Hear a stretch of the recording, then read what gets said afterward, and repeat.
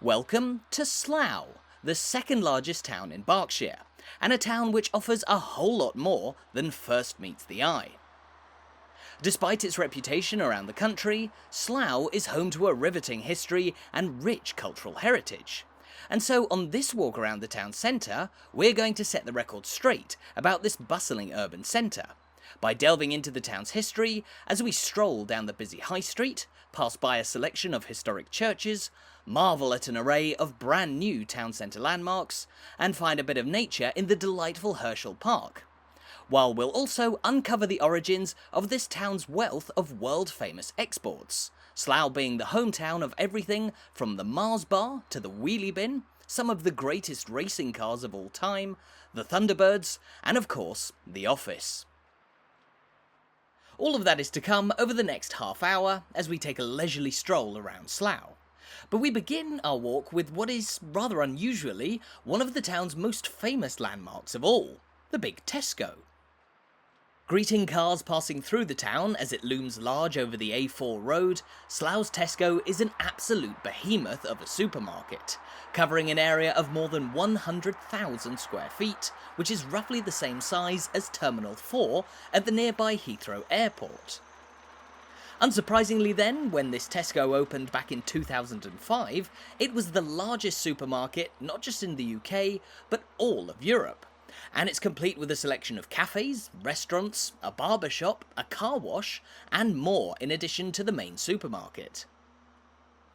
Bizarrely, the Tesco here is one of the most recognisable landmarks in Slough to people from around the country. Although sadly, the town has lost its claim to fame as the home of Europe and the UK's largest supermarket, a crown that now belongs to the Tesco in Walkden, just outside Manchester. But as cool as it is, the level of interest that Slough's Big Tesco often attracts is emblematic of the way that this town is regarded around the country, not necessarily as the most historic, nor even the most interesting place to visit. Now, it would be remiss to place Slough alongside the likes of York, Edinburgh, Cambridge, and more of the country's most riveting destinations.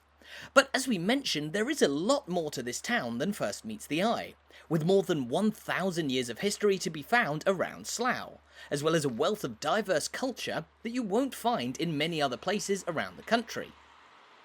Perhaps the main culprit for Slough's reputation is its modernist architecture, much of which we can see around us here. Although, as you might be able to spot just up the road, there are a number of older buildings hidden between the late 20th and 21st century behemoths, and we'll talk more about that historic church which overlooks the A4 in a couple of minutes' time. I'll admit though that I'm not the greatest fan of modernist architecture, but when you come to places like Slough where it's pretty much everywhere, the style of the buildings brings with it its own distinct character, as well as a number of landmarks that have become rather iconic in their own right, even without centuries of history to fall back on. Just here, for example, we've stumbled across Slough's interestingly shaped bus station, which was opened back in 2011. Now, at the minute, what is otherwise a rather striking modernist bus station unfortunately isn't looking its best, as the sweeping roof just here was heavily damaged in a fire just a few months ago in October 2022. But thankfully work is underway to set it right once again, as this 21st century bus station is a far more attractive replacement for the town's original 1970s bus station, pictured here. Indeed, much of the derision that Slough has received as the quintessential ugly new town is based on its 20th century architecture. You might even be aware of the infamous poem by the architect Sir John Betjeman, who hated the modernist buildings here so much that his poem read, "Come, friendly bombs, and fall on Slough. It isn't fit for humans now. There isn't grass to graze a cow. Swarm over death."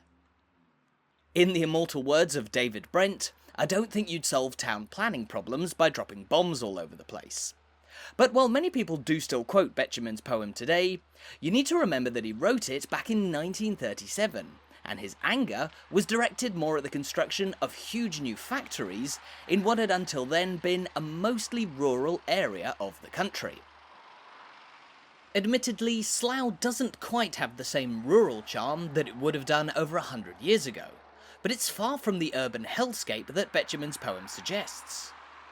Even the A4 here, which follows the path of the centuries-old Great West Road, which stretched from London to the historic city of Bath in Somerset, is home to a number of perfectly pleasant 21st century buildings, one of the most notable of which is located just across the road from us here. Neighboured by the historic St Ethelbert's Church, which we'll take a closer look at in a moment, there stands The Curve, so named because, well, you can probably work it out.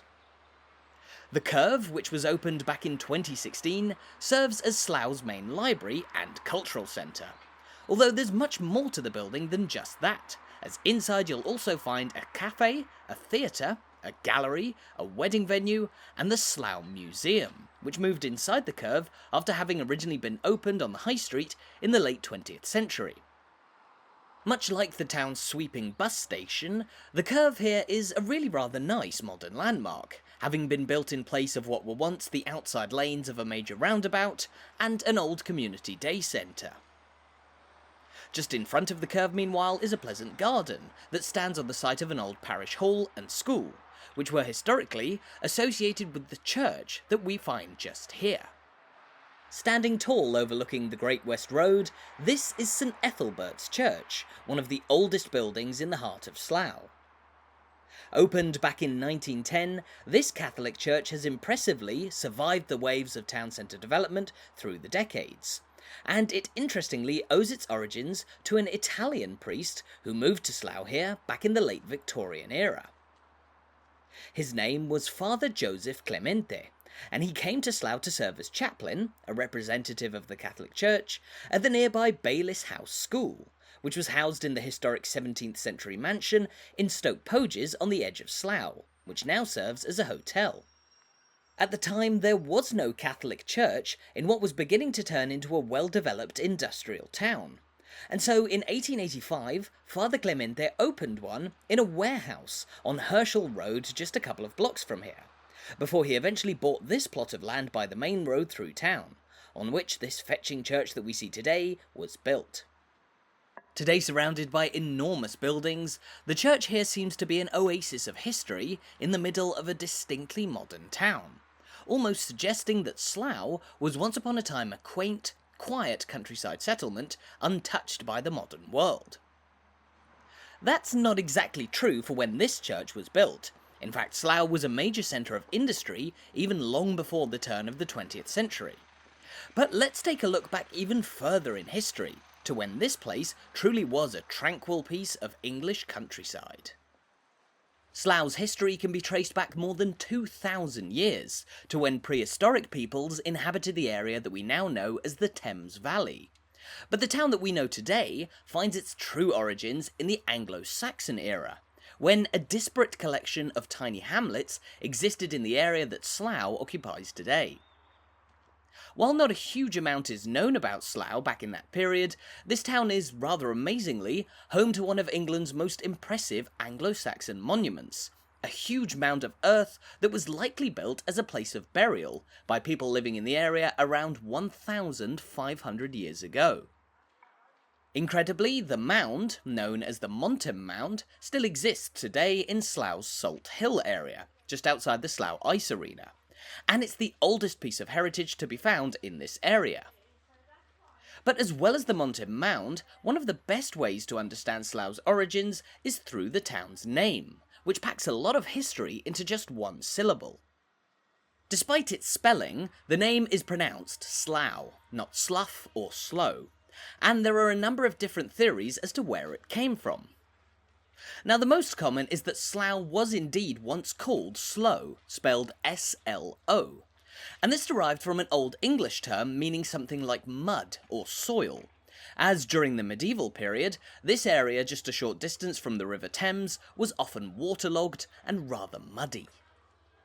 Over time, Slough seems to have evolved into the slightly more complex Slough, first spelled in the modern form back in the late 15th century. Although other theories suggest that sloe actually referred to a type of bush, a sloe bush, which was common in a field in this area, and this field was generally referred to as Slowfield. But whatever the truth, it's believed that the name Slough wasn't settled on until as recently as the mid-19th century. As for much of history, it was less common for people to use the word Slough to refer to this wider area, rather using the specific names of the many different hamlets and villages that eventually came together to form this modern town. We'll talk more about those historically separate settlements a little later on in our walk.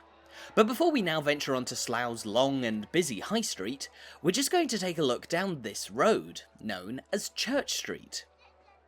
As the name suggests, Church Street leads towards Slough's main parish church, which we'll visit towards the end of our walk. But the street is also home to a collection of smaller and slightly older 20th century buildings, including one of the town's historic pubs. Though sadly long since closed, the Coachmakers Arms here has a history dating back to around 1913, when it first opened in the heart of the then rapidly growing town of Slough. Rebuilt into its current form after the Second World War, the pub is no longer in use, but the old signs outside have thankfully been retained as a reminder of what was once upon a time one of Slough's most important industries of all. Long before the sprawling Slough trading estate of the 20th century, or even the heavy industries of the 19th, Slough first began to develop as a modern town in the 17th century, as a staging point for coaches travelling from London to the West Country. Historically, a journey along the Great West Road in a stagecoach was an uncomfortable affair, with a trip from London to Bath taking as long as 5 days. So Slough, just 20 miles outside of London, began to cater to travellers stopping over at the end of their first day of travel, with a number of inns and taverns opened here by locals, which provided travellers with a place to eat, drink and sleep. Serving a similar purpose to modern-day motorway service stations, these inns were known as coaching inns, and they helped to attract more people and more income into the local area, which in turn began to spur the development of the modern town that exists today, along the route of the Great West Road. And just here, we find ourselves on Slough High Street, which runs directly parallel to the modern A4, and which rose to become the nucleus of settlement and business in the town during the 19th century. Running for about 3/4 of a mile, this lengthy high street has of course changed a lot through the centuries. Once upon a time, this was a dirt road, home to a sparse collection of shops and taverns, while today it's a bustling pedestrianised promenade with an endless row of shops on one side and a huge shopping centre complex on the other. The towering buildings to our left form part of the huge Queensmere Shopping Centre, one of the largest town centre developments that came out of a period of sweeping change in the 1970s. Built on top of a row of shops similar to those on the opposite side of the high street, Queensmere was one of the earliest indoor shopping centres built in Britain. And while it was once upon a time one of Slough's most modern landmarks, it's since been outpaced by developments elsewhere in town. In fact, in early 2023, the Queensmere Shopping Centre was partially closed down in response to a decline in footfall, that being the section that we've been walking alongside so far. But the section just here does remain open, surrounding an open plaza known as the Town Square, on which we find this intriguing sculpture. Simply known as the Bird Tree, this sculpture was unveiled in the middle of Slough's High Street back in 1999, and it features a collection of 250 uniquely sculpted birds that sit on the tree's metal branches, proving a fetching landmark in a high street that's otherwise relatively lacking in eye-catching monuments.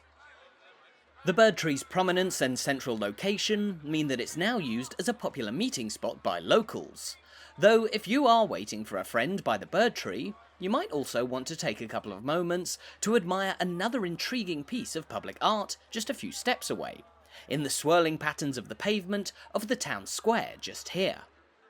Added to the town centre in 2008, these fetching patterns feature bilingual carvings of the lyrics to a short poem by the acclaimed Punjabi writer Amarjit Chandan, with the English translation and the original Punjabi both visible to all those who pass through this central town square.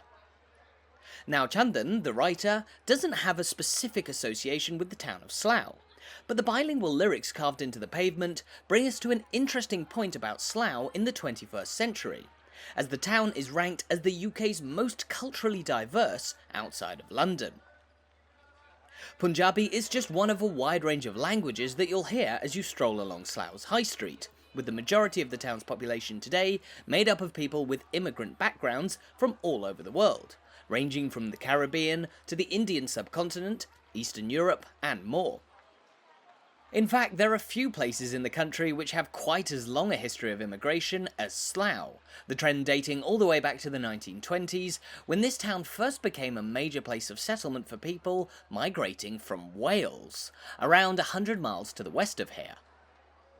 As we take a look at the slightly newer Observatory Shopping Centre, opened on the High Street in the 1990s, the reason that Slough first became a hotbed of Welsh immigration during the early 20th century was a simple blend of geography and industry.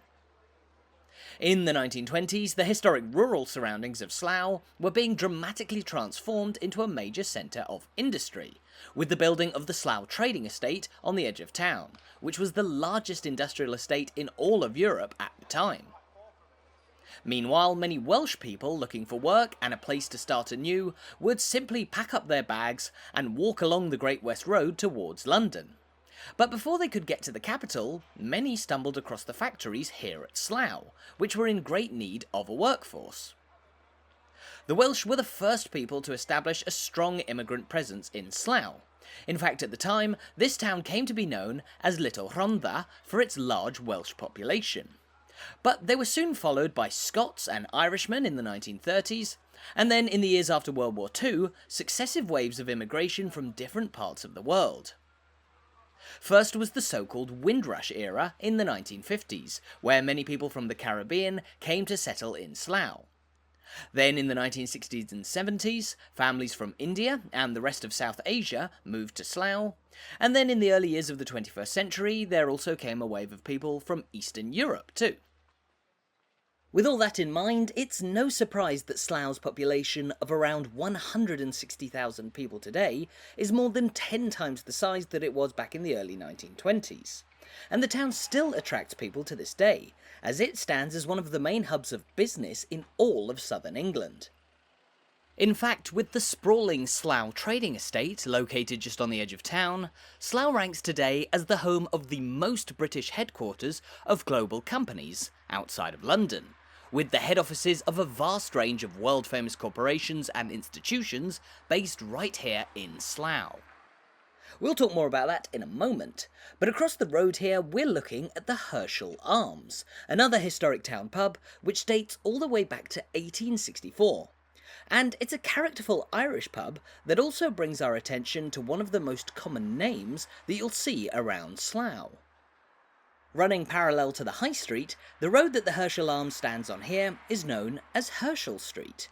And we're also just a couple of blocks away from Herschel Park, where we'll be ending our walk in just over 10 minutes' time. But this, of course, begs the question, who is Herschel? Well, this street, this pub, the town's park, and a number of other spots around Slough are all named after one William Herschel, a German-born astronomer who stood as one of the most important scientists of the 18th century. Herschel served as the personal astronomer of Britain's King George III during a period of growing fascination with the stars. But Herschel is perhaps even better known as the man who discovered the seventh planet from the Sun, Uranus. Herschel made the discovery while sitting in his garden in Bath to the west of here, and although he at first thought that Uranus was a comet, after discovering it was a planet, he decided to give it a name, Georgium Sidus, or George's Star. This name was of course in tribute to the British King George III, but for that reason it wasn't immensely popular with other astronomers around the world, who clubbed together and eventually christened the newly discovered planet Uranus, after Uranus, the Greek god of the sky. What does all this have to do with Slough, I hear you ask? Well, while Herschel served for much of his life in the royal court under George III, a few years after his discovery of Uranus, he moved here to Slough, where he lived for the rest of his life in a house on Windsor Road, just a couple of blocks from here. Herschel's home was known locally as Observatory House, and although it was sadly demolished in the 1960s, you'll now find an office block on the same site, which bears the same name. While the Observatory Shopping Centre that we saw back on the High Street was also inspired by the legacy of one of Slough's most famous residents. Now, the loss of historic landmarks like the original 18th century Observatory House is arguably one of the more frustrating elements of Slough's feverish development over the last 100 years. And as we can see here, major building projects are still underway on pretty much every corner of the town streets, even today. Now, these modern developments are very necessary in 21st century Slough, because the sustained high level of people moving here in recent decades has actually contributed to a degree of overcrowding in this fast-growing town. And while new housing blocks and estates are being continually built in and around Slough, there are still many cases of people living in overcrowded and even inadequate older houses around town. Here meanwhile we find an example of the kind of older house which you'll find in many places around Slough, although this building holds a rather interesting claim to fame, as it was once upon a time the headquarters of the Cats Protection Charity from 1935 to 1978, during which time the charity grew to be the UK's largest dedicated to feline welfare. It's no coincidence that the charity took up its headquarters here in Slough in the mid-1930s, when this town was establishing itself as a modern hub of business in Britain. Because ever since then, this town has become home to the British base of many of the largest companies in the country and the world. And we'll talk about the interesting stories behind just a few of them in a short while. However, it's here that we find what is probably the most striking of Slough's more classically styled landmarks, the soaring St Mary's Church. Built here between 1876 and 1878, this Victorian-era church is a symbol of Slough's development in the late 19th century, although the church as we see it today is actually even larger than it was when it was first built, expanded in size in the early 1910s as Slough's population continued to skyrocket. A rather majestic place of worship, St Mary's was originally built in the 19th century as a replacement for the much smaller, medieval parish church of St Lawrence, which was originally built in the 12th century, and was falling into disrepair at the time. However, St Lawrence's church actually still exists today, and it stands just a few streets away from us as the oldest building in all of Slough. Because rather than demolishing it, it was restored while St Mary's here was also built. And that meant that this part of Slough accidentally gained two parish churches, in an area of town historically known as Upton cum Charvey. This is where things start to get moderately complicated, because as we mentioned, the area that Slough occupies today was once upon a time home to a disparate collection of hamlets and villages that were relatively separate from one another. This included about 8 different settlements, including the central hamlet of Slough, or Slough as it was then, as well as Charvey, Kippenham, Colnbrook, Langley, Poyle, Upton and Wexham. Now, while you'll still see all of these historic names in modern-day Slough, these villages have today all effectively merged together into the one big town of Slough. And here, just outside St Mary's Church, we find the Slough War Memorial, dedicated to all the men from the town and its surrounding villages who lost their lives fighting in the First and Second World Wars. This monument is the only war memorial of its kind in the Slough area, a symbol of how, by the first half of the 20th century, this town had begun to fully come together as one urban centre, with most of the villages surrounding the central settlement developing into its suburbs. Now, as we make our way through the churchyard of St Mary's, we're flirting with the border of the historic settlements of Slough, Upton and Charvey, hence why the local parish is known as Upton cum Charvey. For a long time, Slough was a smaller settlement than these two neighbours, but its central location seems to be the reason that the modern town took its name, as industry and business began to pour into the local area in the 19th and 20th centuries. Now, as we've mentioned a couple of times, industry was a key driver of growth in the town from the 19th century onwards. But the fact of the matter is that Slough has an industrial history which goes back even further in time, to as long ago as the 15th century. Though Slough was far from a major settlement at the time, the collection of people who did live here benefited from their location just a stone's throw away from two highly significant towns, Windsor and Eton. Windsor, and of course Windsor Castle, is located only about 3 miles to the south of Slough, while Eton, home to its famous college, is little more than a 15-minute walk from this point in Slough.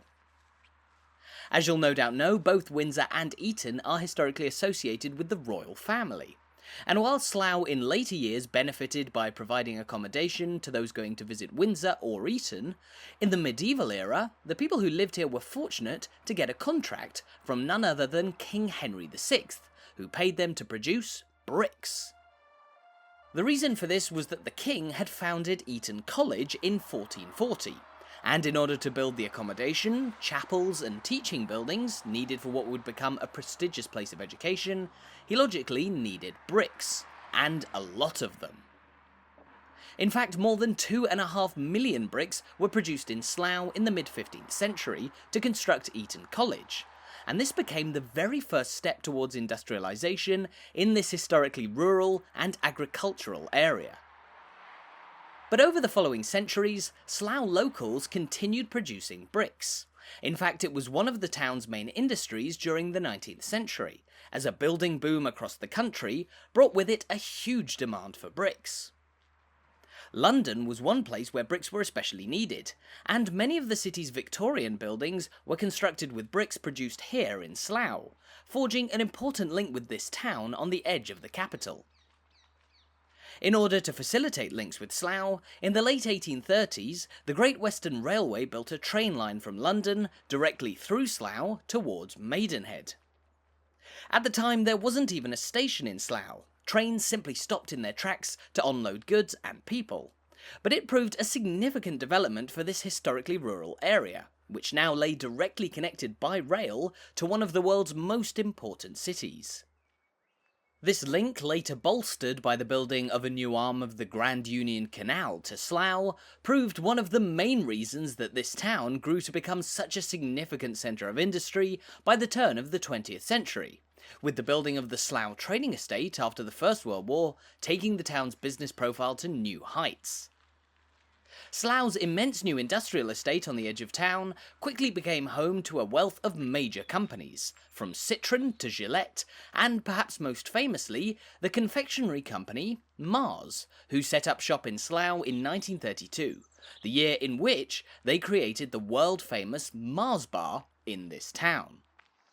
Many more famous companies moved into the Slough trading estate over the following years, and we'll talk more about them in a few moments.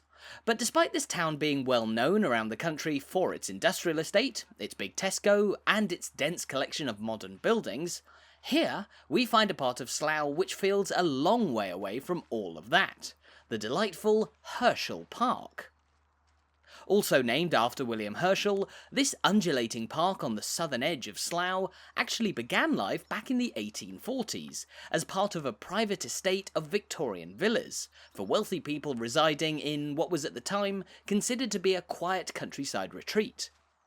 As Slough industrialised, however, it became less of an appealing holiday destination for wealthy Londoners, and so this private pleasure ground soon became a public park, complete with a wealth of attractive features and some wonderful landscaping, making it a real oasis of tranquility on the edge of this dense urban area. Walking across the park lawn, you wouldn't know that the noisy M4 motorway is located literally behind the trees just in front of us, or that one of England's busiest towns surrounds us on all sides. But that's one of the reasons that this park is such a hidden gem in Slough. And here at the heart of the park, we find the Herschel Park Lake, which was one of the original features on the blueprints of the Victorian-era pleasure ground. Complete with a couple of islands in the middle of the water, and crossed here by a small bridge too, the lake is yet another lovely feature of the park. Although that hasn't always been the case, because in the late 20th century, until the year 2000, the Herschel Park Lake here actually dried up, as the natural springs which fed it gradually dissipated. For a while the dried up lake was simply neglected, but it's since been redeveloped to retain its water long into the future. providing not just a nice landscape feature, but also an important spot for local wildlife. It's spots like Herschel Park, then, which really serve to disprove Slough's reputation as a concrete jungle.